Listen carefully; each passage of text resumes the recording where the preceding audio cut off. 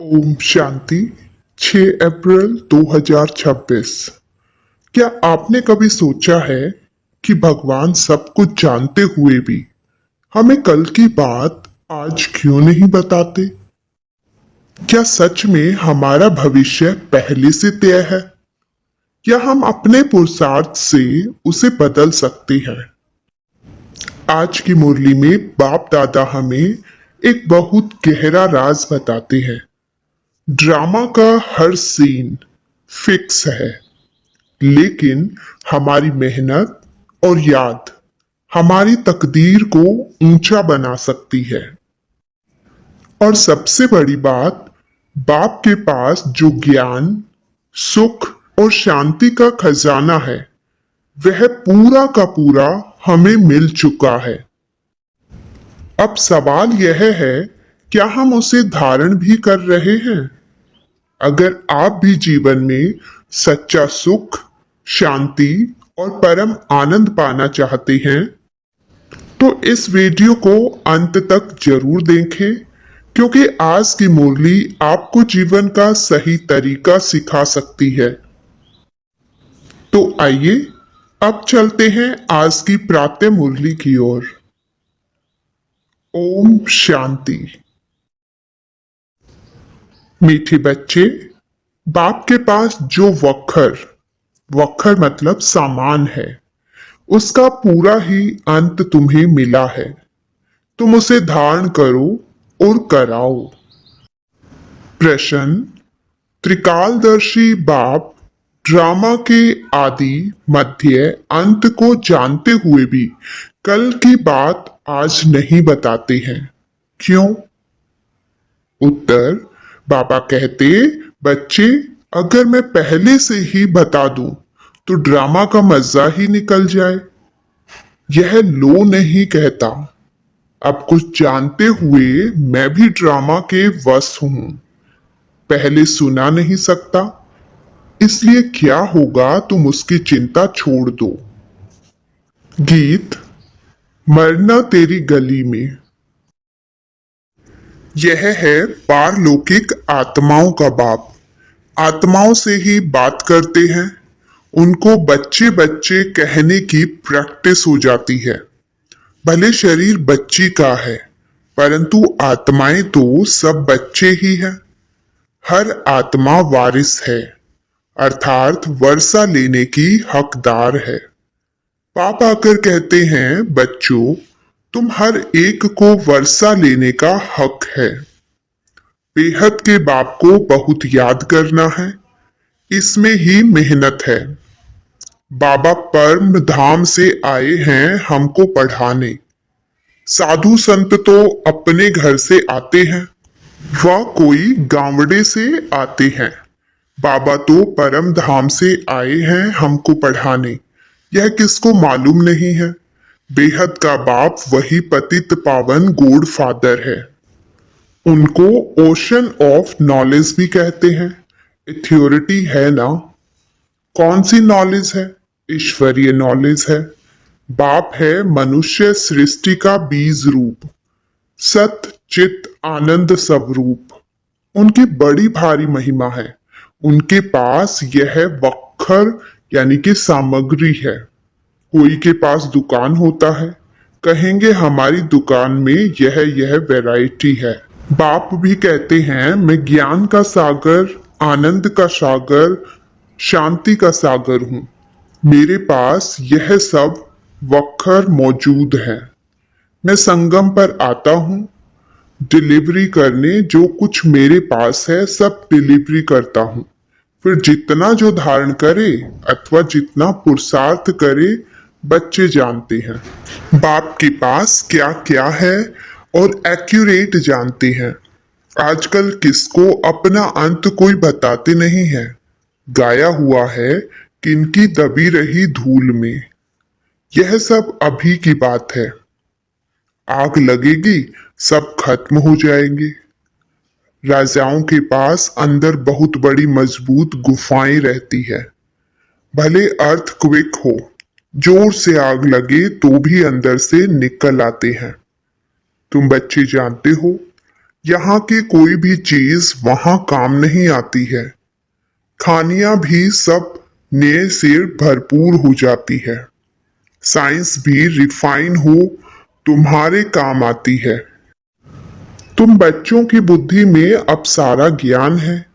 बच्चे जानते हैं हम सृष्टि के आदि मध्य अंत को जानते हैं। बाकी अंत का थोड़ा टुकड़ा है जिसको भी जान जाएंगे। बाप पहले से ही सब कैसे बता दे। बाप कहते हैं मैं भी ड्रामा के वश हूं। जो ज्ञान अब तक मिला है वही ड्रामा में नुद है। जो सेकंड पास हुआ उनको ड्रामा समझना है। बाकी जो कल होगा वह देखा जाएगा। कल की बात आज नहीं सुनाएंगे। इस ड्रामा के राज को मनुष्य समझते नहीं है। कल्प की आयु ही कितनी लंबी चौड़ी लगा दी है। इस ड्रामा को समझने की भी हिम्मत चाहिए। अम्मा मरे तो भी हलवा खाना। समझते हैं मर गए, जाकर दूसरा जन्म लिया। हम रोए क्यों? बाबा ने समझाया है अखबार में तुम लिख सकते हो यह प्रदर्शनी आज से 5000 वर्ष पहले इस तारीख इस ही स्थान पर इस रीति हुई थी। यह वर्ल्ड की हिस्ट्री ज्योग्राफी रिपीट हो रही है। लिख देना चाहिए। यह तो जानते हैं यह दुनिया बाकी थोड़े दिन है। यह सब खत्म हो जाएंगे। हम तो पुरुषार्थ कर विक्रमाजीत बन जाएंगे। फिर द्वापर से विकर्म संवत रूप होता है, अर्थात विकर्म होने का संवत। इस समय तुम विकर्मों पर जीत पाते हो तो विक्रमाजीत बन जाते हो। पाप कर्मों को श्रीमत से जीत कर विक्रमाजीत बन जाते हो। वहां तुम आत्माभिमानी होते हो। वहां देह अभिमान होता नहीं। कलयुग में देह अभिमान है। संगम पर तुम देही अभिमानी बनते हो। परम पिता परमात्मा को भी जानते हो। यह है शुद्ध अभिमान। तुम ब्राह्मण सबसे ऊंच हो। तुम हो सर्वोत्तम ब्राह्मण कुलभूषण। यह नॉलेज सिर्फ तुमको मिलती है, दूसरे किसको मिलती नहीं। तुम्हारा यह सर्वोत्तम कुल है, गाया भी जाता है। अतीन्द्रिय सुख गोपी बल्लभ के बच्चों से पूछो। तुमको अब लॉटरी मिलती है। कोई चीज मिल जाती है उसकी इतनी खुशी नहीं होती। जब गरीब से साहूकार बन जाते हैं तो खुशी होती है। तुम भी जानते हो जितना हम पुरुषार्थ करेंगे उतना बाप से राजधानी का वर्षा लेंगे। जो जितना पुरुषार्थ करेगा उतना पाएगा। मुख्य बात बाप कहते हैं बच्चे अपने मोस्ट बिलव्ड बाप को याद करो। वह सबका बिलव्ड बाप है। वही आकर सबको सुख शांति देते हैं। अभी देवी देवताओं की राजधानी स्थापन हो रही है। वहां किंग क्वीन नहीं होते। वहां कहेंगे महाराजा महारानी। अगर भगवान भगवती कहें तो फिर यथा राजा रानी तथा प्रजा सब भगवान भगवती हो जाएं। इसलिए भगवान भगवती कहा नहीं जाता। भगवान एक है। मनुष्य को भगवान नहीं कहा जाता। सूक्ष्म वतनवासी ब्रह्मा विष्णु शंकर को भी देवता कहते हैं। स्थूल वतनवासी को हम भगवान भगवती कैसे कहेंगे? ऊंचते ऊंच है मूल वतन, फिर सूक्ष्म वतन। यह है थर्ड नंबर। यह तुम्हारी बुद्धि में रहना चाहिए। हम आत्माओं का बाप शिव बाबा ही है। फिर शिक्षक भी है, गुरु भी है, सुनार बैरिस्टर आदि सब है। सबको रावण की जेल से छुड़ाते हैं। शिव बाबा कितना बड़ा बैरिस्टर है। तो ऐसे बाप को क्यों भूलना चाहिए? क्यों कहते हैं बाबा हम भूल जाते हैं? माया के बहुत तूफान आते हैं। बाबा कहते हैं यह तो होगा। कुछ तो मेहनत करनी पड़े। यह है माया से लड़ाई। तुम पांडवों की कोई कौरवों से लड़ाई नहीं है। पांडव कैसे लड़ाई करेंगे? फिर तो हिंसक हो जाएंगे। बाप कभी हिंसा नहीं सिखाते हैं, कुछ भी समझ नहीं सकते हैं। वास्तव में हमारी कोई लड़ाई है नहीं। बाबा सिर्फ युक्ति बताते हैं कि मुझे याद करो, माया का वार नहीं होगा। इस पर भी एक कहानी है। पूछो, पहले सुख चाहिए व दुख? तो बोला सुख। दुख हो न सके सतयुग में। तुम जानते हो, इस समय सभी सीताएं रावण की शोक वाटिका में है। यह सारी दुनिया सागर के बीच में लंका है। अभी सब रावण की जेल में पड़े हैं। सर्व की सगदी करने के लिए बाप आए हैं। सब शोक वाटिका में है। स्वर्ग में है सुख, नरक में है दुख। इसको शोक वाटिका कहेंगे। वह है अशोक स्वर्ग। बहुत बड़ा अंतर है। तुम बच्चों को कोशिश कर बाप को याद करना चाहिए, तो खुशी का पारा चढ़ेगा। बाप की राय पर नहीं चलेंगे तो सोतेले ठहरे, फिर प्रजा में चले जाएंगे। मातेले होंगे तो राजधानी में आ जाएंगे। राजधानी में आना चाहते हो तो श्रीमत पर चलना पड़े। श्री कृष्ण की मत नहीं मिलती है। मत है ही दो। अभी तुम श्रीमत लेते हो, फिर सतयुग में उसका फल भोगते हो। फिर द्वापर में रावण की मत मिलती है। सब रावण की मत पर असुर बन जाते हैं। तुमको मिलती है ईश्वरीय मत। मत देने वाला एक ही बाप है, वह है ईश्वर। तुम ईश्वरीय मत से कितना पवित्र बनते हो। पहला पाप है विषय सागर में गोता खाना। देवताएं विषय सागर में गोता नहीं खाएंगे। कहेंगे, क्या वहां बच्चे नहीं होते हैं? बच्चे क्यों नहीं होते? परंतु वह है ही वॉइसलेस दुनिया, संपूर्ण निर्विकारी। वहां यह कोई विकार होते नहीं। बाप ने समझाया है, देवता सिर्फ आत्म अभिमानी है, परमात्म अभिमानी नहीं है। तुम आत्म अभिमानी भी हो, परमात्म अभिमानी भी हो। पहले दोनों नहीं थे। सतयुग में परमात्मा को नहीं जानते, आत्मा को जानते हैं। फिर हम आत्मा यह पुराना शरीर छोड़ फिर जाए नए शरीर लेंगी। पहले मालूम पड़ जाता है, अब पुराना छोड़ नया लेना है। बच्चा होता है तो भी पहले से साक्षात्कार हो जाता है। योग बल से तुम सारे विश्व के मालिक बन जाते हो। तो क्या योग बल से बच्चे नहीं हो सकते? योग बल से कोई भी चीज को तुम पावन बना सकते हो, परंतु तुम याद भूल जाते हो। कोई को अभ्यास पड़ जाता है। बहुत सन्यासी लोग भी होते हैं जिनको भोजन का कदर रहता है, तो उस समय बहुत मंत्र पढ़कर फिर खाते हैं। तुमको भी परहेज तो बताई है। कुछ भी मांस मदिरा नहीं खाना है। तुम देवता बनते हो ना। देवताएं कभी कीचड़ पट्टी नहीं खाते हैं। तो ऐसा पवित्र बनना है। बाप कहते हैं, मेरे द्वारा तुम मुझे जानने से सब कुछ जान जाएंगे। फिर जानने का कुछ रहेगा नहीं। सतयुग में फिर पढ़ाई भी और होती है। इस मृत्यु लोक की पढ़ाई का अब अंत है।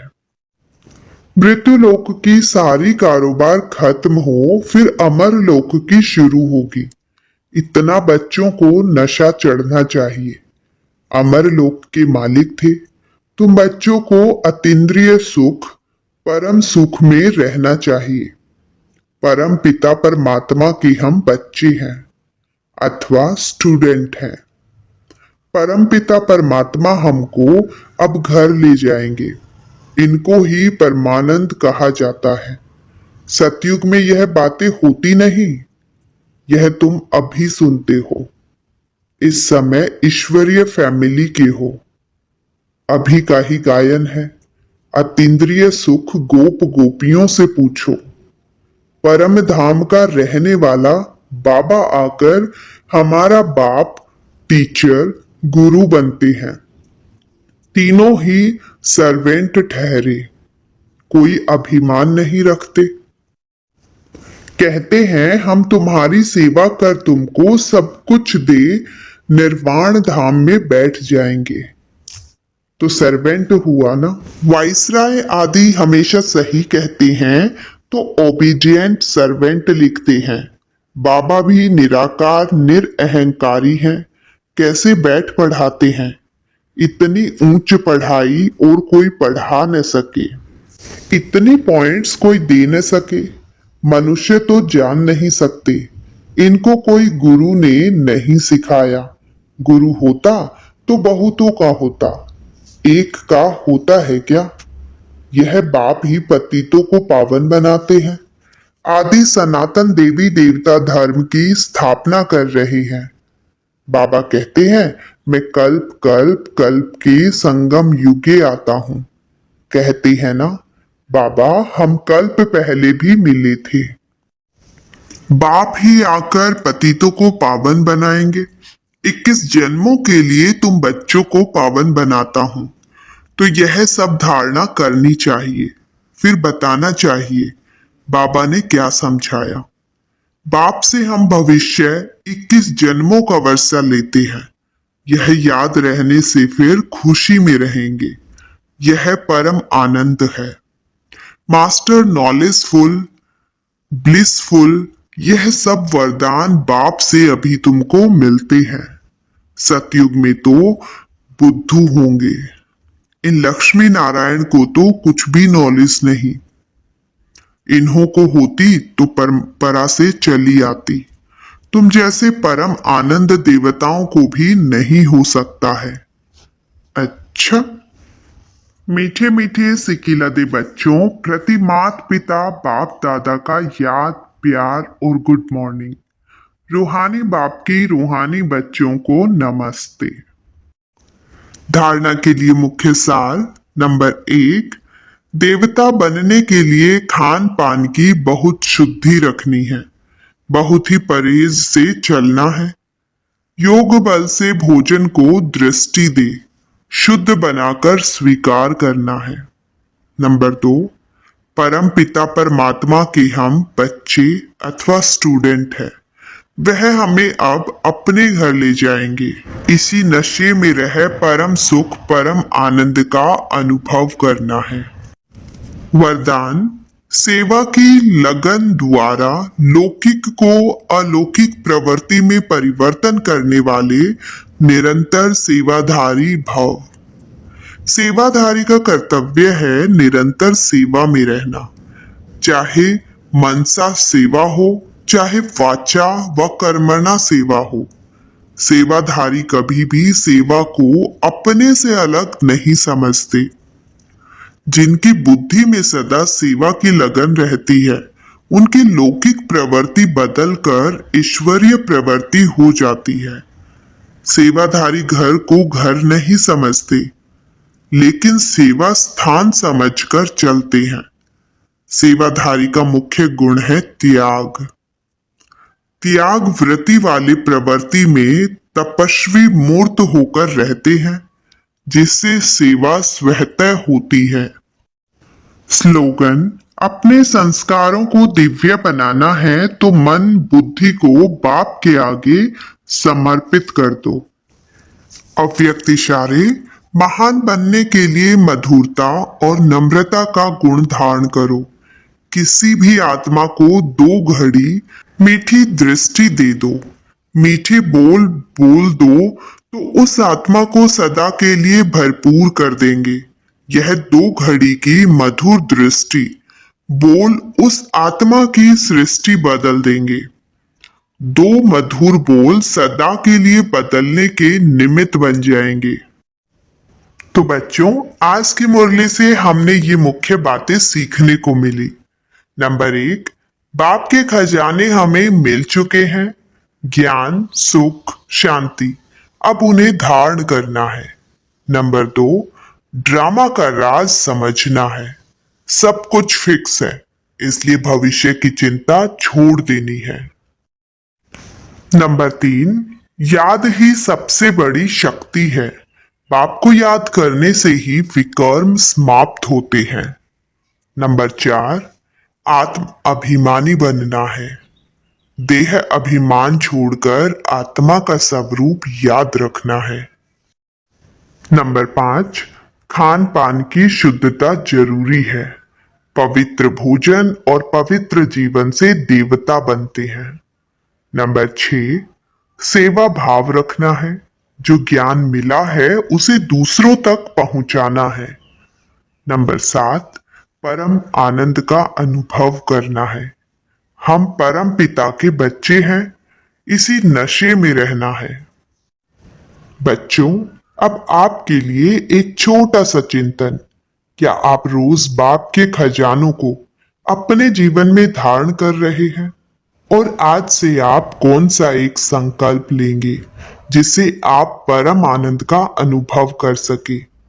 अपना उत्तर नीचे कमेंट में जरूर लिखें। ओम शांति।